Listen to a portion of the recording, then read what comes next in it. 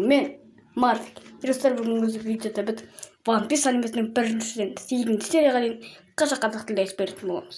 Ал енді тез ыңғайланып отырып алсаңыздар, мен видеоны бастаймын. One Piece 1-ші серия. Анименің басында Золотой Роджер деген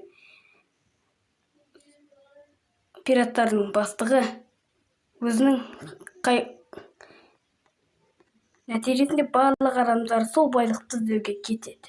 Кемеде екі адам осы бөшкені алып бара жатқан кезде, дәл осы кезде вахуй деп осы қарақшылар шығып қалады.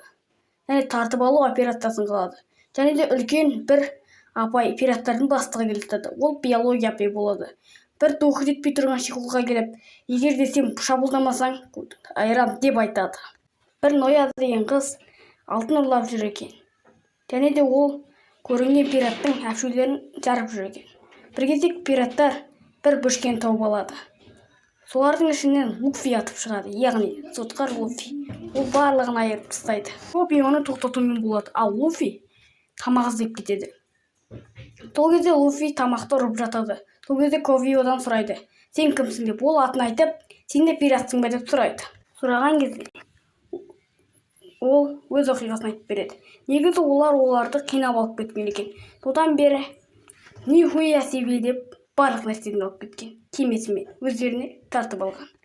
Және де олар осы кезге дейін оның құлы болған сияқты. Ал Луфи бахуй болып мәз болып отырады.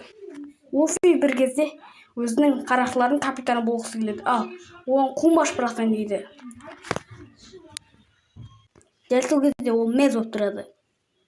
Негізі пираттың бастығы болу өте көп іске және де мотивация қалады. Ал Луфи осыны көресің, ертең мен саған осы шляпамды беремін дейді. Дәл сол кезде ол адам мотивация алып, мен пиздец болып кеттім деп мықты болып бастайды. Дәл сол кезде бағанағы биология апай кіріп келеді. Штинаның барлығын сындырады. Луфи ұзын қолын сермеп барлығының бір шетін айырады. Биология апай шок болып қалады. Осы кезде Нами осыларды алып қашып бара жатады. Пошел деп қашып бара жатады. Коби биология апайға сөз қайтарып тұрады. Биология апай оларды жеп қоймақшы болған кезде әрмен Луфи биология апайдың малын шығарып ұрып тастайды. Әрмен Луфи сұрайды: Зоро деген адамды көріп бердің дейді. Сонымен бірінші серия аяқталады. One Piece 2-ші серия. Және де олар негізі ол айтып береді. Зоро деген пиздец қылып қояды. Және Зороны осы екі чорттар іздеп жүреді. Негізі Зоро деген адамды естіген адамдар барлығы пошел біз қашамыз деп кетіп бара жатқан кезде олар не болды деп антаң болып қалады. Олардың бәрі қорқып Зоро деген адамды біледі екен. Әрмен ана екі штигол Зороның мекен жайын табады. Луфи маймыл кришадан шығайын деп жатқан кезде Зороны бір малдар атайын деп жатқан екен. Яғни Зоро оған похуй. Зоро пиздец, ол екі маймыл айтады: бұл жерден кетпейтін болдар көттен айырам деп айтады. Бір кішкентай бір шигон маймыл келіп Зороға өзінің тамағын беріп жатады. Алайда дәл сол кезінде бір мал келеді. Қызға тостынға тамақ бермеу керек деп вахуй болып ұрсып жатады. Луфи Зороға барып көмектеспекшілігін айтады. Достар, менің каналымдағы формат өзгерді. Мен бірінші рет осылай айтып тұрғандықтан мен тілім дұрыс келмей жатыр, және де оқылымда сөйлеуде қиын, тыңдалымда қиын. Ол үшін де мән бермей-ақ қойыңыздар. Ары қарай жалғастырамыз. Ал Зоро бас қақпайды ол. Негізі ол деген біреуге өзінің мықты екенін дәлелдеуге айтады. Ал Луфи болса бұның бәрін кішкентай қызбен қасындағы маймыл айтқан кезде қыз мәз болады. Негізі бағанағы қыз деп маймыл Зороның өзіне көмектескен оқиғасын айтып береді. Бағанағы мал, яғни хайуан, чорт, мал кафеге итімен кіріп келеді. Сосын иті қызы талайын деп отқан кезде Зоро келіп қалады.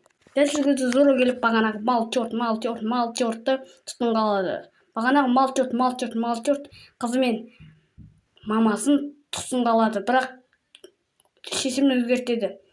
Зоро бір ай тұтқында шыдап берсе, тамақ сусыз бұл теманы жауып тастайды. Нәтижесінде Зоро деген 20 күнді өткізіп, енді ода 10 күн қалды. Сол уақытта бағанағы мал, чорт, мал, чорт, мал, бағанағы кафеде қуғынбай болып маймыл, яғни 4-ші маймыл болып отырады. Зоромен келісімді өтірік айтыпты. Ертең оны өлтіріпсің деп мәз болады. Айтқан кезде Луфи ашуланып бағанағы мал чорттың айырып тастайды ғой, короче. Бағанағы мал чорттың жағынан мал қатқызады ғой, короче. Бағанағы чорт бірден әкем айтам деп шығады. Яғни папа мамасының көзінше құтылатын балдар сияқты. Ондай балдарды көрдіңдер. Луфи пух маған деп жауап береді. Бағанағы мал чорт стукач папасына келіп барлығын айтып береді. Осындай балымды көп найырым келеді. Әрмен Луфи Зороның алдына келеді де өзінің пираттық командасына қосылуға ұсыныс жасайды. Алайда Зоро өзі пираттарға охота жасайтынын айтып, мен саған қалай кіремін, мен сені өлтіріп қоямын ғой деп айтады. Бірден «No» дейді. Бағанағы чорт, мал, чортқа жағынан ұрып, бұл ауылда мен пистеспін деп айтады. Сосын бір бағанағы чорттың папасы бір салдасқа бағанағы ережені бұзған маймылды, яғни 3-ші маймылды өлтіріңдер деп айтады.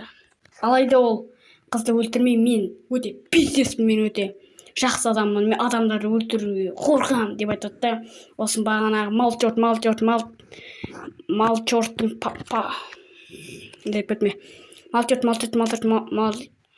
чорттың папасын оны өлтіре деп айтады. Айтпақшы, олар ескерткіш тұрғызып жатыр. Бағанағы мал чорттың папасының ескерткішін құрып жасады. Ал мына бірінші біздің маймыл, яғни Луфиіміз Зороның қылыштарын іздеп жүріп таппай жүреді. Луфи қалқан құлақ болған соң бір деген дауыстар естіп қалады. Үлкен қолын пайдаланады. Абайста бағанағы мал чорттың папасының ескерткішін сындырып тастайды. Абайста емес. Шынымен өлген бағанағы мал чорт стукачтың папасынан, анау стукач болғанда ана папасынан не күтесің? Бағанағы Морган деп жынданып кетіп, Луфиді ұстаңдар, бол деп айтады. Ал Луфи болса бағанағы мал чорттың өзін ұстап, бәлсіз болып кетеді. Ал дәл сөзге бағанағы мал чорттың папасының әскерлері келіп қалады. Яғни олардан мал дәні де келіп қалады. Луфи резеңке болғандықтан оған оқтар нихуя себе керек емес дегенде өтпейді. Дәл осы сәтте екінші серия аяқ болды. Достармен екінші сериядан қуып кетіппін ғой. Бүгін достар мен көп созып мал чорт деп барлығын қуып кетіп өткенімен бірінші осындай дыбыстап жатқан соң, яғни қиын іс болды. Енді алдың жатта енді Құдай қаласа қалған бөлімдерін сіздерге қазақ тілінде айтып беремін. Орныға түсірген бай go.